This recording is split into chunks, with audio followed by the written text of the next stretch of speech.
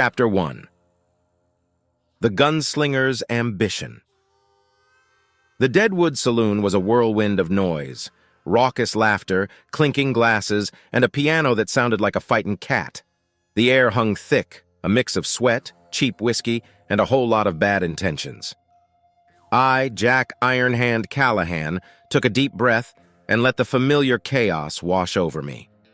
"Here you're aiming to rob the bank," the barkeep squeaked, shoving a drink my way. His eyes darted around like he expected trouble to jump right out of my glass. Word traveled fast in a town like Deadwood.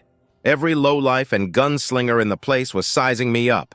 I'd lived the outlaw life for longer than I cared to count, always one step ahead of the law or some double-crossing partner. The thrill of the chase was all I'd known, the sting of gunpowder and the smell of fresh saddle leather my constant companions. But lately, something was gnawing at me.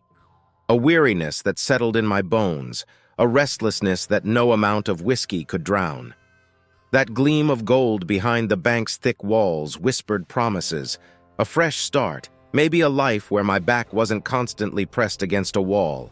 Yet, I'd seen the way gold fever could twist a man, the way ambition could blind even the sharpest eye.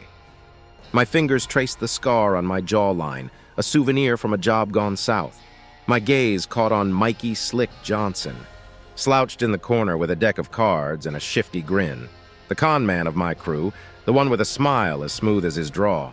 Tommy Twinkletoes, our sharpshooter, sat perched on a stool, his eyes cold and steady as a hawk's. And there was Jeb, the nervous demolitions expert, muttering under his breath and fidgeting with his dynamite sticks. The pieces of the plan were falling into place, but the stakes were higher than ever. Was it finally time to call it quits, to chase a quieter life on the horizon? Or was this one last glorious gamble worth risking my neck and maybe my soul for? A man with my past doesn't get too many chances to walk a clean path. But maybe, just maybe, Deadwood was the place where luck could finally change. Chapter 2. Clash with the Blackthorn Gang. The scent of trouble arrived before the man himself. Stale leather, cheap whiskey, and a mean streak that seeped into the air like poison. Elias Blackthorn Maddox swaggered into the Deadwood Saloon, a mountain of a man flanked by goons with faces as scarred as the Badlands themselves. His eyes, cold and hard, locked on mine, and a smirk twisted his lips. "Here you got a taste for the bank, Callahan," Maddox drawled, his voice like the rattle of a snake. "Bold move in my territory." A tense silence fell over the saloon. The piano sputtered into an off-key whine and died.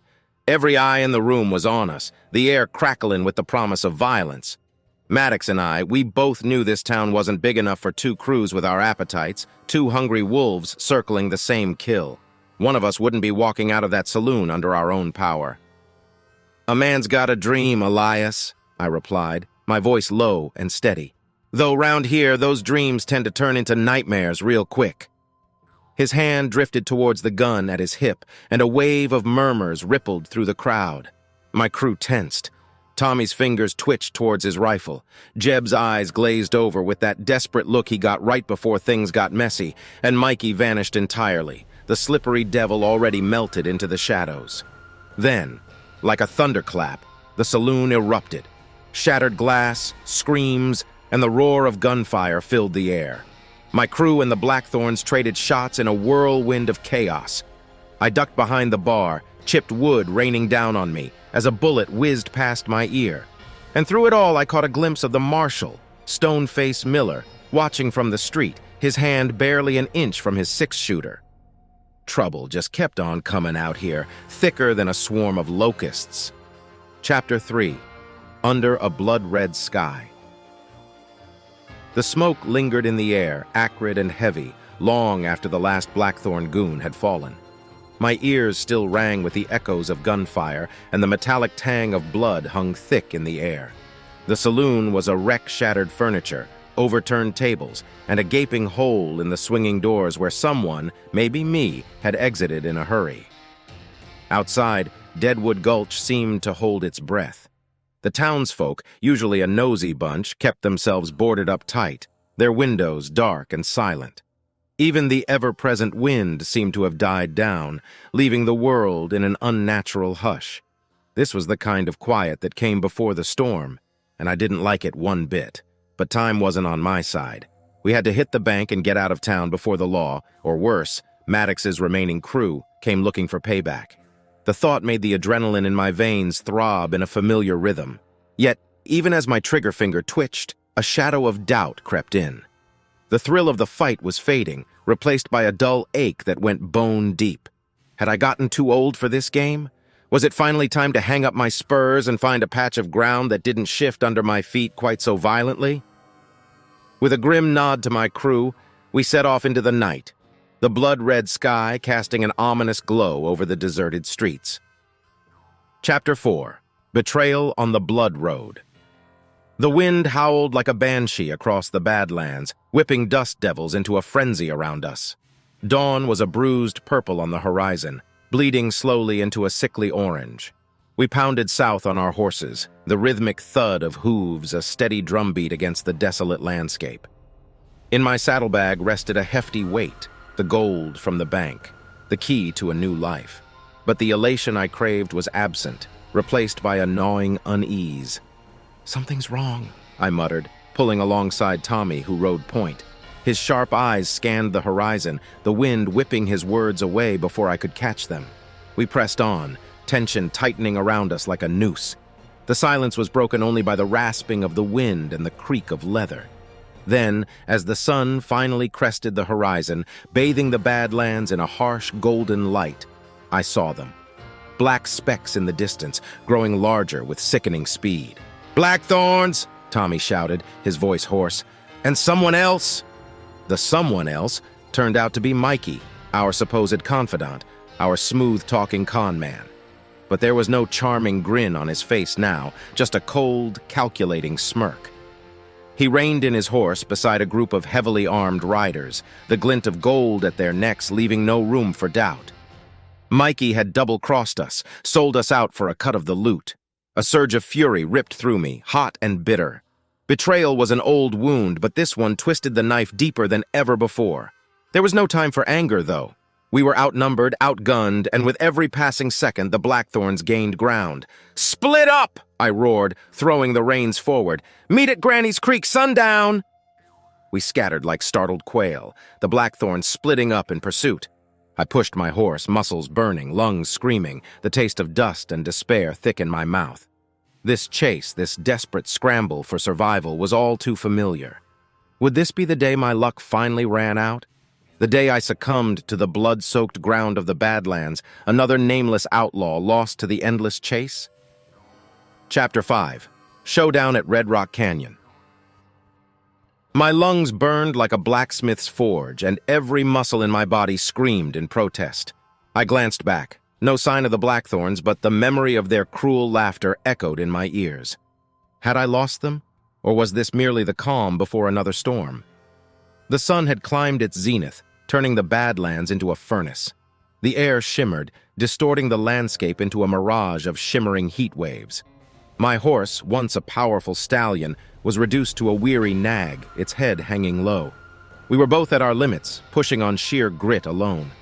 Just as despair threatened to consume me, a landmark emerged on the horizon. Red Rock Canyon, a maze of towering sandstone cliffs that twisted and rose like a petrified serpent. I knew the Blackthorns wouldn't dare follow me there.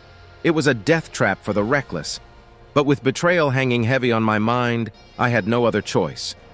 With a final burst of energy, I urged my horse towards the canyon's entrance.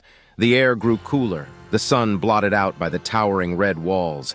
The silence was thick and oppressive, broken only by the rasp of my own ragged breaths.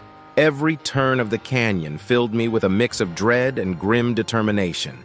This had to be the place. Red Rock Canyon was legendary for a reason, a notorious spot for ambushes and final stands. It was here, as the walls of the canyon closed in around me, that I turned to face my fate. Dismounting, I led my exhausted horse to a sheltered crevice and tied it loosely. From the shadows, I surveyed the path behind me. I wouldn't have to wait long. The Blackthorns, fueled by greed and vengeance, would follow. My hand went to my holster, my fingers tracing the worn leather. It was time to end this, one way or another. Then they emerged from the blinding sunlight, Maddox leading the charge, a twisted fury distorting his features. His men fanned out, weapons raised. But instead of the fear I expected, a wild sort of recklessness surged through me. I'd been running for too damn long. The canyon echoed with the roar of gunfire, dust flew, and the sharp smell of cordite filled the air. I moved with the instinct of a cornered animal, dodging bullets, returning fire. The Blackthorns fell one by one, until finally I was standing over Maddox himself, my gun leveled at his chest. A flash of steel, and I saw the glint of the marshal's badge. A single, well-placed bullet took Maddox down, his eyes wide with surprise. The marshal stepped out from behind a boulder, his gun still smoking. "Been tracking you for days, Callahan," he said, his voice flat and cold. "Blackthorn, too. This whole town's been waiting for this day." A bitter laugh choked out of me. Had I escaped one kind of justice only to be delivered into another? I glanced back at the weathered map the woman in the cabin had given me, now lying abandoned in the dust. Too late. There was no more running. I holstered my gun and waited for the cold grip of the law to close around me. Yet as the marshal walked towards me, a strange sense of peace settled over me. The chase was finally over. One way or another, I'd found my ending in those blood-red canyons. Chapter 6. An Outlaw's Second Chance. Now you'd think that was the end of the story for wild old Jack Ironhand Callahan. Locked up tight as a drum, awaiting the hangman's noose, my outlaw days well and truly over. And for a while, truth be told, I didn't mind it so much. The quiet of a cell was a welcome change from the constant running, the gunshots, and the never-ending need to watch my back. Word gets around, even behind bars.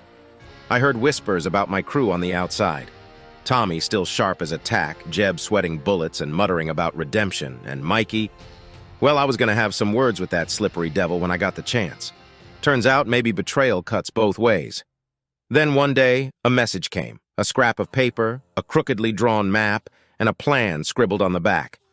Seems a few fellas I'd done favors for over the years hadn't forgotten their debt, and some guards were, let's just say, open to persuasion of the monetary kind. That old outlaw spark flickered back to life inside of me. Deadwood Gulch hadn't seen the last of me yet. So I bided my time, played cards with lifers, listened to the tall tales of the condemned, and all the while I watched and waited for my chance. It wouldn't be some grand escape under a hail of gunfire, not this time. This would be quiet, clever, and with a bit of luck, I'd be riding free before dawn, the taste of dust and freedom sweeter than any stolen gold. Maybe Rose even had a little bit of that outlaw spirit inside her. Maybe there'd be a place for me by her side when this new chapter began. The Wild West was a hard place, and it left its mark on a man. But even an old dog can learn new tricks.